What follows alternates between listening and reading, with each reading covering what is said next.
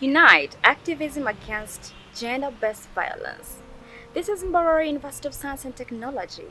And yes, we are live on AED TV empowering you. My name is Bridget Nsimenda. Still on the issues concerning gender-based violence. This has taken me miles visiting different places and getting very many people to share their stories. And this brings me to Mass today, having very many beautiful ladies and a handsome gentleman that we are going to share with as they are sharing their stories, the experiences, as they're sharing different testimonies about GBV. This calls for everyone to come out, not to stay silent, but let's unite and have the activism to end gender-based violence. You are welcome to the show. You are welcome on AET TV. Thank you, Bridget. Okay, as I said, my name is Bridget, and I am very privileged to host you on AET TV. Okay, on my left, I'll start with a beautiful lady on my left. You can tell us your name and all that I can say. She's the gender minister of Must. Okay. Um, Hello, everyone. My name is Ankunda Patience. Starting from Friday to 10th December, we are joining together to campaign in a 16 days gender-based violence campaign.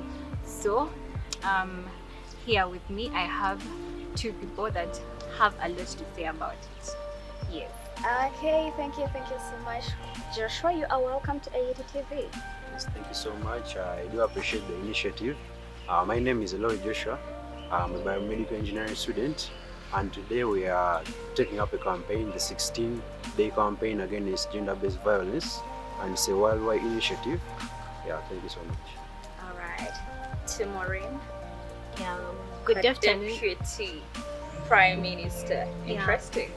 Good afternoon, everyone. My name is Nisima Boring, and I'm a petroleum engineering student. And I'm glad to participate in the campaign, and we shall talk more. All right. So, talking about the campaign against gender-based violence, allow me to first give the floor to the Minister of Gender to tell us about how is it so far? How are you? Just to break it down in must.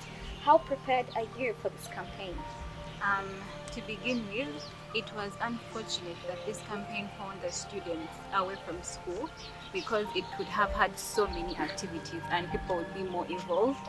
But nevertheless, we are using social media platforms to the best of our abilities. Um, at first, we started with writing the word stop on our hands in different languages to put it out there that it should stop, that respect, these women also deserve respect, and people should speak out. You know, being in front of a camera has so much power, and when you have a microphone, you should not use that power recklessly. You should speak so that anyone can help every other person in the community. Yeah.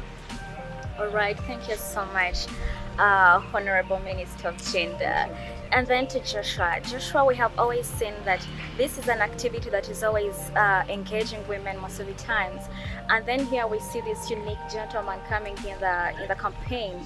What brings you to strive for the equality? What exactly would you love to put out in these 16 days of activism as a gentleman? Yeah. Okay. My main essence of being here is basically to put out a point to the public and to the world out there is that most of the time when we're carrying out these campaigns of gender violence yearly, we take a look at basically the victims and we forget the root cause.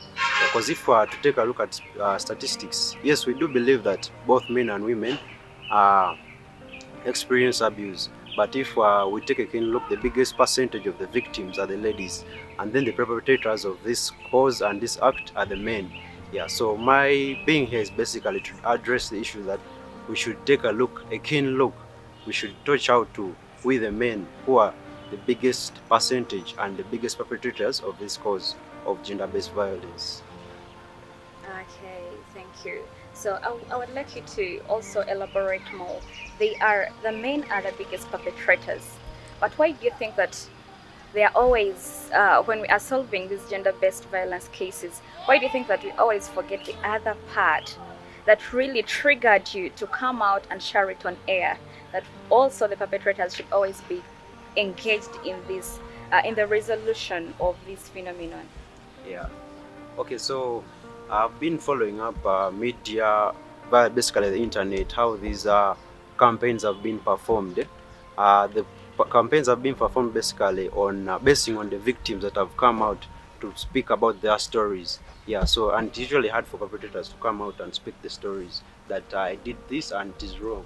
Yeah, so that is why I come out to say that we have to bring up a notion that the perpetrators, which are the men, should be you should bring that motion that the perpetrators, which are the men, should stop the violence that causing to the women.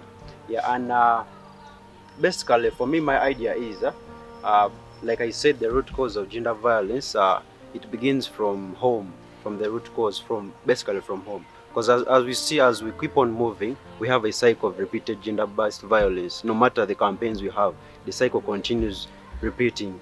And I've taken a keen note that this starts from home.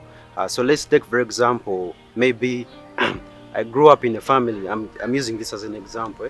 Yeah, let's say I grew up in a family and I watched my dad beat my mom. That kind of system I grew up in, that cycle will continue. So if I grow up, I'll also carry on that same habit because I see that the best way to treat a woman is beating them. I see. So I think the best challenge is, I mean, the best and the best way we can fight this is first of all start from the root cause, which is from home. The environment that we provide with our children, the environment with which our children face.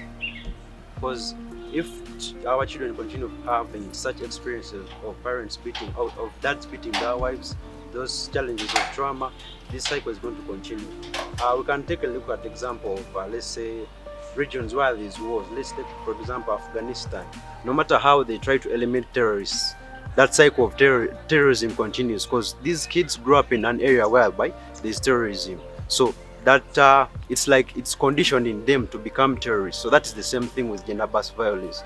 You find that these children are conditioned to have such characteristics, such traits of being violent whenever they grow up. So this trait is pushed on to the next generation by generation. So I believe we should move emotion that children should be provided a safe environment, in that they grow in an environment whereby they know that we have to respect the values of the ladies, the values of each other as human beings. We have to identify ourselves as human beings, not stereotyping ourselves as maybe men and women. And that is also another issue that is causing gender-based violence, stereotyping, whereby there's a lot of toxic masculinity, whereby we the men feel that we are superior to the ladies, and this subordinate status of the women is really a problem.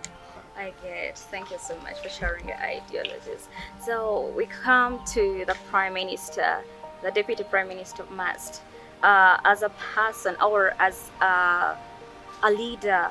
Have you had some of the cases that have been taking place within the university, or have you experienced some sort of gender-based violence, or even the people within your circle? Could you have had some of these cases, and maybe you could share with us? Oh, well, I think a friend has experienced this form of gender-based violence. I can take an example. I think it was last year. It happened that this friend of mine was in a relationship and the relationship did not end well. So after breaking up with the guy took it personal and decided to do what? To post this girl's pictures. And these pictures are not the normal pictures, nudes. The nudes that the girl did not know about. The girl didn't know the guy took where the guy took the pictures from. So the guy decided to post the pictures, and in a certain group, and a group of almost, I do not know, like students, very many students are in that group, and we had lecturers. Some lecturers were there, and it was really shaming, embarrassing, and that girl lost, the self-esteem, the confidence she had in herself. It was all gone. So fortunately, that time we had, a female guild president, and that guild president took an initiative, to go for this girl, then talk to her, and that is how the girl came back, on board, and still Then the friends she had helped her. They talked to her, encouraged her. This is not the end.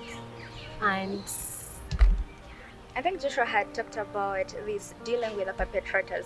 Now, if I can throw it back to Joshua, you'll forgive me, I've really posed some questions to you. So, how do you deal with these culprits of the perpetrators that have been engaged in cyber bullying, cyberspace bullying? How do you think that some of these cases can be handled? Because a case in point, her friend was violated, and this was an online gender-based violence. So, how do you think that such cases should be handled, especially with the perpetrators? Yeah, first of all, computer misuse has been really a big problem worldwide, not basically in Africa alone. Yeah, and thanks to the government for passing out the Computer Misuse Act.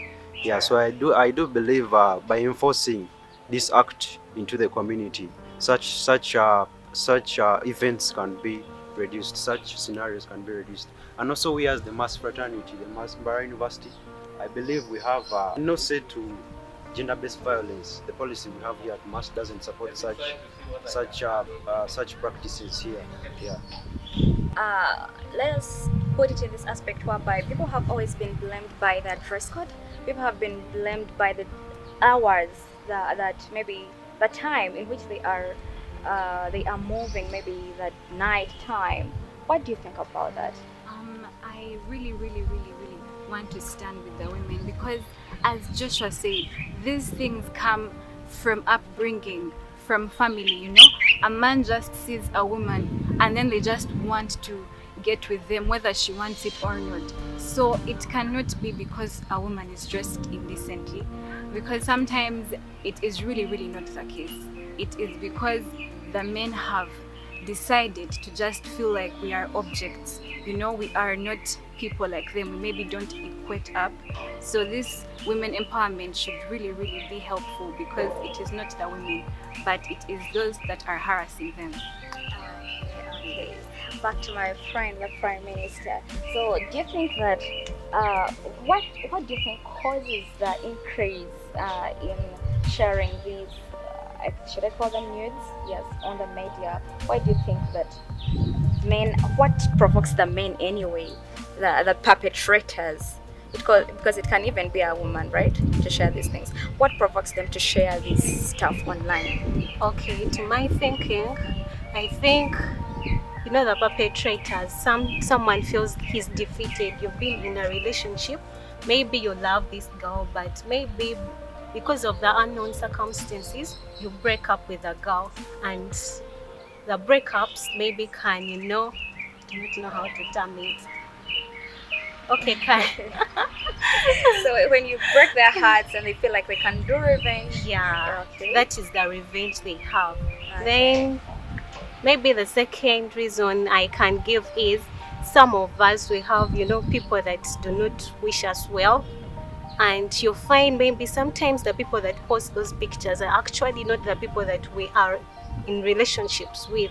So you'll find someone doesn't wish you well, and in any way he gets or they get the pictures, they are free to share them. Yeah.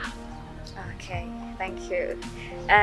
Before we started the show, I was talking to the minister of this great institution, and she was telling me about therapy. I think she can tell us more about it, how it is coming in to solve the gender-based violence-related cases. Um, Thank you, Bridget.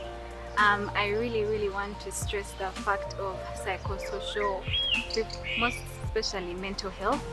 Mental health is really important in these cases because, as we had, her friend was helped by the female guild president.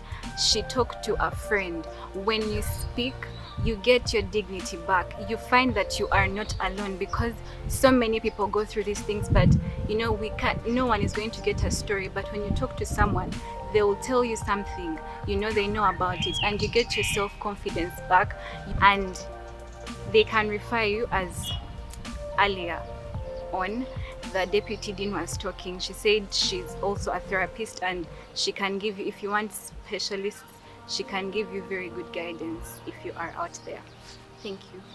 Right. Thank you so much for sharing your stories, and thank you so much for coming to on to the 80 media platforms. We are so glad to host you. And maybe as we conclude this show, because we have to wind up because of time and also go in for other activities, because this university, I'm saying it has prepared a lot, and we also have to cover it on air. So, one word as we give our final remarks, I think I'll start from her. Thank you so much, Bridget. My conclusion and my final words to the general public is we need to speak up. As women, we need to speak up. There are very many people out there willing to help us. And there is a law against, computer misuse. It has been passed. Talk to the people in charge, because I can give an example of that lady. She talked to she went to the dean of students. It was a process to the dean of students, then to the university counselor, and these people were really there for her. They helped her a lot. We even, took the case to the police, and because of maybe untold or things that you cannot know in future, what the future holds for you, we decided to quit the case. But one thing I want to tell you, stand up. And whatever mistake you've made in life, it doesn't guarantee you that you do not deserve a right life. So as you go on, like, just pull yourself up. Yeah, these things will always pull you down. Even when you try to bring yourself up to participate in bigger things, they will always pull you down. So but still, one thing I know is you just have to come up, fight against online gender-based violence. Let me call it online gender-based violence. Yeah, let's all come up and fight against it, because you've had very, very many universities, the same things are coming up. Very many girls have been victims, but because they have no say in society, some girls end up, I do not know what to say, but at that stage, by the way, the victim has everything. She has everything, to do every stupid thing. You can even be a drug addict, or you choose to commit suicide, all sort of those things. So I urge the public to always come up, because these victims always face a lot. Public criticism, you find actually the people near you are criticizing you, like, how could it happen to her, like, hey, she's been taking herself like this in public, but look at her. And then one thing I want to give to the victims, like, these things always happen in society. Even the people that are always criticizing you, by the way, they always also have, their bad stories. But just because theirs is not in public, they decide to criticize you. Thank you so much. Yeah, thank you so much. Then to Joshua, I would also like you to tell us whether you feel like there are also gaps in the policies that have been formulated, whether there are gaps or whether it is running smoothly as expected, as you conclude. Okay, thank you so much. Yeah, on the policies that have been put in place basically at the university and worldwide, okay, like Uganda, for example, I do believe the policies, yes, the policies are to be effective, but the challenge is the people who enforce these policies are reluctant to enforce them. Listen here. And also, this has brought up a challenge that even the victims, whenever they try to address out this issue, it is really hard for them to be taken care of. Like, if, for example, if let's say in the village level, a child is married too early to someone. There's early child marriages in the villages. It is very difficult for such a child to go and report out such a case, because this child was forced into marriage by the parents, and that is also another problem we're facing. That gender-based violence is that we're also trying to limit it in a form whereby it is only sexual.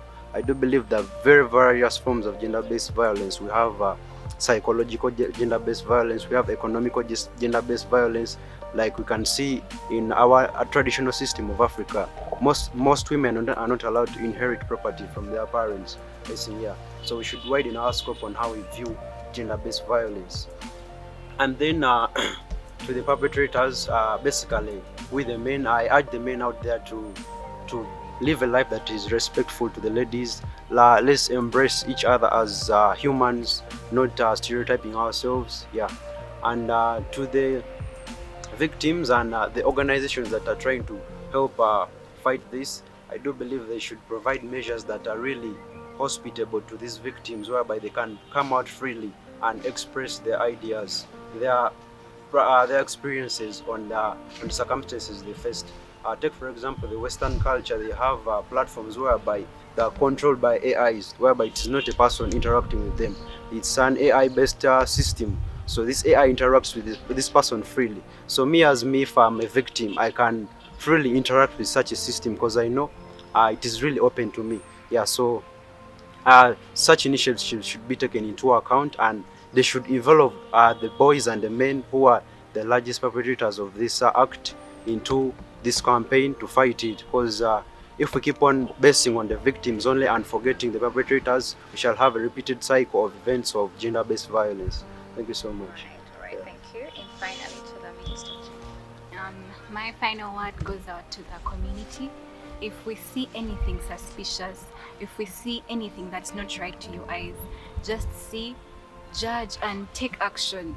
I remember my mom gave me this story. She had gone out and then she met an old friend, a guy, and the guy was saying, allow me use Runyankole, that Ogomwishitarampone, like some girl was seated there and the guy had like spotted her and he wanted to put like something in her drink and off in the car. So my mom looked at the girl and she was like, imagine it was my daughter. So she went and sat with the girl and just said, you know, you need to leave this place because it's not safe. It is really not safe. And the girl just got her bag, pretended like she was going in the bathroom, and she left. And you know, just like that, you can just see something that's not right, and you just say, hi, how are you? And you know, you ask, is everything okay? You can scare away someone, or you can prevent something that was going to be very tragic. So let us always see, judge, and take action, because our people are our people. Thank you so much. All right. Thank you so much, and to our viewers, thank you so much for loving AET TV. We are always here to give you what you really need to have, especially that is educating you and even entertaining you and everything to do with what is happening and trending in our own country. I remain Bridget and Samantha, and we have been live on AET TV, empowering you. Bye bye.